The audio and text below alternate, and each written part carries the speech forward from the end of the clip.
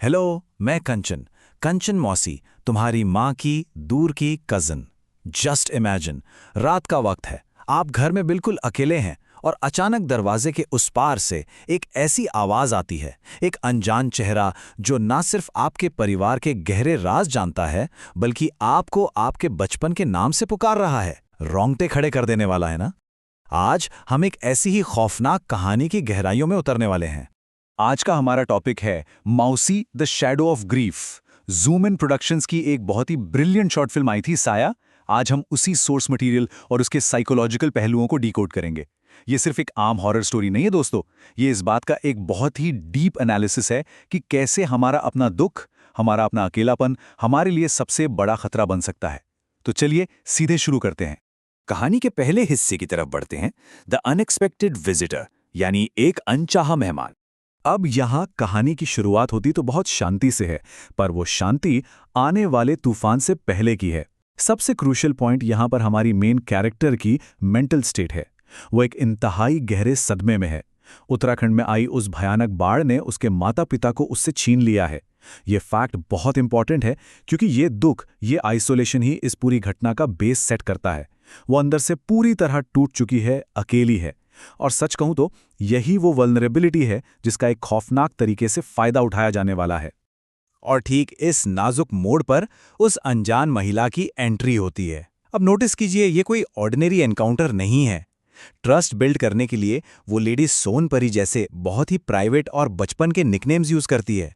वो ये भी शो करती है कि उसे आज का बर्थडे याद है और वो एक गिफ्ट भी लाई है। सोचिए, ये कोई इत्तेफाक बिल्कुल नहीं है।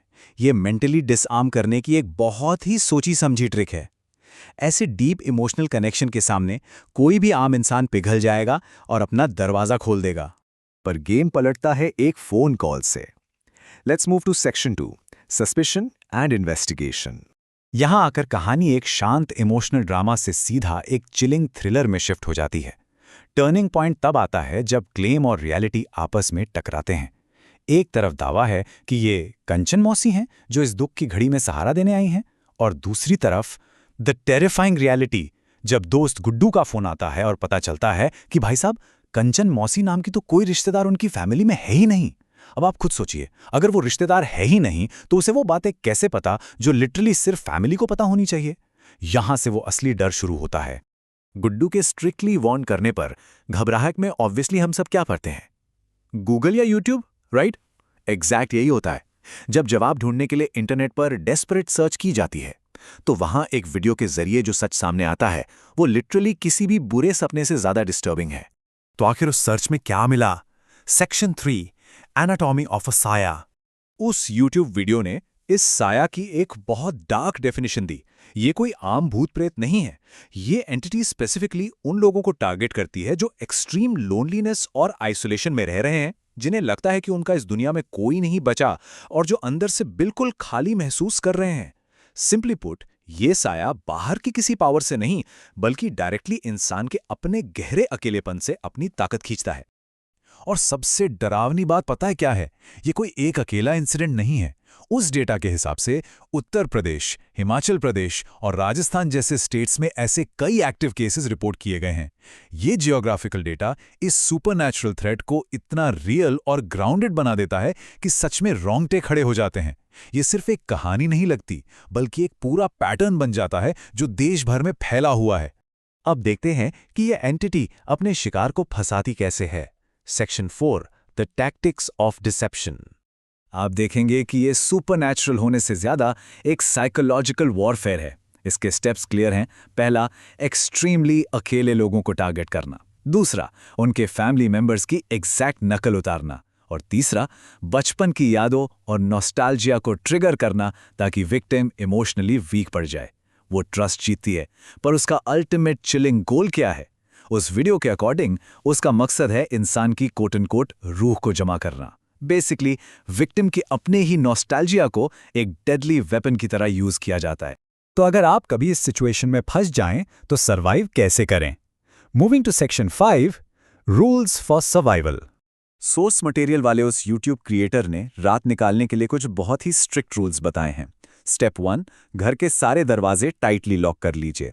स्टेप 2, पिन ड्रॉप साइलेंस, एक आवाज नहीं आनी चाहिए। और स्टेप 3, जब भी फील हो कि साया आसपास है तो चुपचाप सो जाइए। Never ever engage. बाहर से कितनी भी जानी पहचानी आवाज आए, कोई रोते हुए पुकारे, आपको बिल्कुल रिएक्ट नहीं करना है। ये रूल्स इतने स्ट्रिक्ट क्यों हैं? उस वीडियो बनाने वाले के ये शब्द सुनिए। ये आपकी जिंदगी का सवाल है। मैंने अपने भाई जैसे दोस्त को खोया है। ये लाइन पूरे सिनारियो की ग्रेविटी को सेट कर देती है। ये कोई मजाक या अर्बन लेजेंड नहीं है। यहाँ लिटरल लाइफ एंड डेथ की बात है। उस क्रिएटर ने डायरेक्टली इस खतरे की कीमत चुकाई है। पर इस पूरे हॉरर एलिमेंट के पीछे एक बहुत डीप इमोशनल कोर है। Section 6, the true metaphor. कहानी के एंड में आने वाला मोनोलॉग इस एनालिसिस का सबसे क्रूशियल पार्ट है। यहाँ साया शब्द के दो बिल्कुल ऑपोजिट मीनिंग्स को कॉन्ट्रास्ट किया गया है।